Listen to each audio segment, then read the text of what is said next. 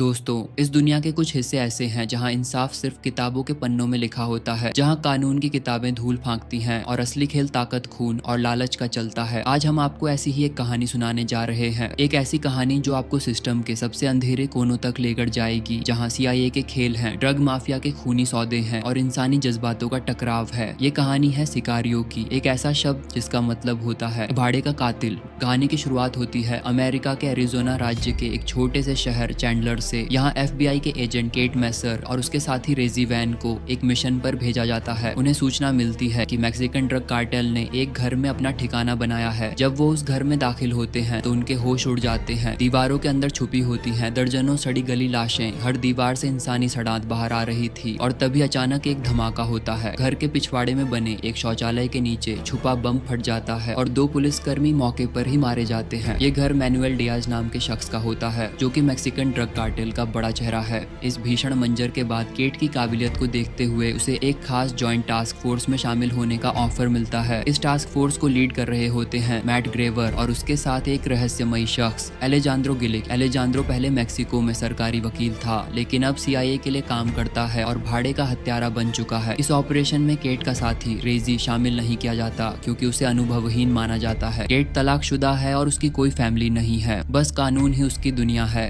Cat को बताया जाता है कि इस मिशन का मकसद मैनुएल डियाज को पकड़ना है, जो अमेरिका में रहकर ड्रग कारोबार को चला रहा है। उसे यकीन दिलाया जाता है कि ये मिशन उन सभी गुनहगारों को पकड़ने के लिए है जिन्होंने उस घर में लाशों का ढेर लगाया था। उसे बस इतना बताया जाता है कि पहला स्टेप एल पासो जाना है, जहाँ डियाज छुपा है। मिशन की असली जानकारी उसे छुपाई जाती है। मैट, एलेजांद्रो और केट एक प्राइवेट प्लेन से एल पासो के आर्मी बेस के लिए उड़ान भरते हैं। एल पासो में टीम तैयार हो जाती है, जिसमें डेल्टा फोर्स के कमांडो, डिप्टी US मार्शल्स और CIA के अधिकारी शामिल हैं। वहां से ये पूरी टीम मैक्सिको के खतरनाक शहर सिउदाद जुआरेज जाती है। उनका मिशन है डियाज के भाई गिलेर्मो को पकड़ना। केट को यहाँ पहली बार CIA के असली रंग का अंदाजा लगने लगता है। वो मैट से पूछती भी है कि क्या ये सब CIA का खेल है, लेकिन उसे कोई साफ जवाब नहीं मिलता। मैट बस इतना कहता है कि अब उसे असली गुनहगारों तक पहुंचने का मौका मिला है। जुआरेज में गिलेर्मो को बहुत ही आसानी से अदालत से गिरफ्तार कर लिया जाता है, लेकिन असली खतरा था वापसी के रास्ते पर। बॉर्डर पर जब पूरा काफिला ट्रैफिक जाम में फंस जाता है, तब चारों ओर से कार्टेल के लोग आ जाते हैं। ये संभावित घात था, लेकिन इस बार अमेरिकन टीम हमलावरों पर पहले हमला कर देती है। भयंकर गोलीबारी होती है और सभी हमलावर मारे जाते हैं। इस मुठभेड़ में केट पहली बार एक मैक्सिकन पुलिस ऑफिसर को मारती है। ये मंजर उसे अंदर से झकझोर देता है। अब उसे यकीन हो जाता है कि ये मिशन सिर्फ गिरफ्तारी का नहीं है, इसमें बहुत कुछ छुपा है। अमेरिका लौटने के बाद एलेजांद्रो गिलेर्मो से पूछताछ करता है और पता चलता है कि कार्टेल एक टनल के जरिए ड्रग्स की तस्करी कर रहा है। इसी बीच केट और रेजी को इस मिशन के तौर तरीकों पर और ज्यादा शक होने लगता है। केट गुस्से में मैट को धमकाती है कि या तो सच बताओ वरना मैं ये मिशन छोड़ दूंगी। तब आखिरकार मैट असली मकसद बताता है। डियाज को पकड़ना सिर्फ बहाना था, असली मकसद था उसके ड्रग कारोबार को इस हद तक नुकसान पहुंचाना कि उसके बॉस फॉस्टो अलार्कॉन उसे मैक्सिको वापस बुला ले, और जब डियाज वापस जाएगा तो वे उसके जरिए अलार्कॉन तक पहुंच जाएंगे। एलेजांद्रो बताता है कि अलार्कॉन मैक्सिको में हजारों मौतों का जिम्मेदार है। उसे पकड़ना ऐसा होगा जैसे किसी लाइलाज बीमारी की दवा मिल जाए। मिशन को आगे बढ़ाते हुए टीम डियाज के पैसों की धारा को रोकने के लिए उसके मनी लॉन्ड्रिंग बैंक पर छापा मारती है। केट और रेजी चाहते हैं कि इस छापे के सबूतों के आधार पर डियाज पर कानूनी केस बनाया जाए, लेकिन उन्हें साफ मना कर दिया जाता है। इसी बीच बार में केट और रेजी की मुलाकात टेड नाम के पुलिस ऑफिसर से होती है। केट और टेड करीब आते हैं, लेकिन जैसे ही वे केट के घर जाते हैं, केट को महसूस होता है कि टेड कार्टेल के लिए काम करता है। टेड अचानक उस पर हमला करता है और उसका गला घोटने लगता है, लेकिन तभी एलेजांद्रो वहां पहुंच जाता है और टेड को दबोच लेता है। असल में केट को जानबूझकर फंसाया गया था ताकि कार्टेल के अंदर के गद्दारों का पता लगाया जा सके। टेड को प्रताड़ित करके उसके जरिए उन पुलिस वालों के नाम निकाले जाते हैं जो डियाज के लिए काम कर रहे थे। जल्द ही टीम को पता चलता है कि डियाज को वाकई मैक्सिको वापस बुला लिया गया है। केट को शक होता है कि अमेरिका का इस मिशन में अब कोई कानूनी अधिकार नहीं है, लेकिन मैट बताता है कि उन्हीं के जरिए CIA को कानूनी कवच मिला है। रेजी चाहता है कि केट इस मिशन से अलग हो जाए, लेकिन केट फिर भी सच्चाई जानने के लिए टनल ऑपरेशन में शामिल हो जाती है। टनल के मैक्सिकन छोर पर केट देखती है कि एलेजांद्रो कार्टेल के ड्रग म्यूल और करप्ट पुलिस ऑफिसर सिल्वियो को अगवा कर लेता है। केट उसे गिरफ्तार करने की कोशिश करती है, लेकिन एलेजांद्रो उसके बुलेट प्रूफ जैकेट पर गोली चलाता है और सख्त लहजे में कहता है, मुझ पर दोबारा कभी बंदूक मत तानना। फिर वह सिल्वियो को लेकर निकल जाता है। अब केट को पूरा यकीन हो जाता है कि इस मिशन में इंसाफ का कोई नामो निशान नहीं है।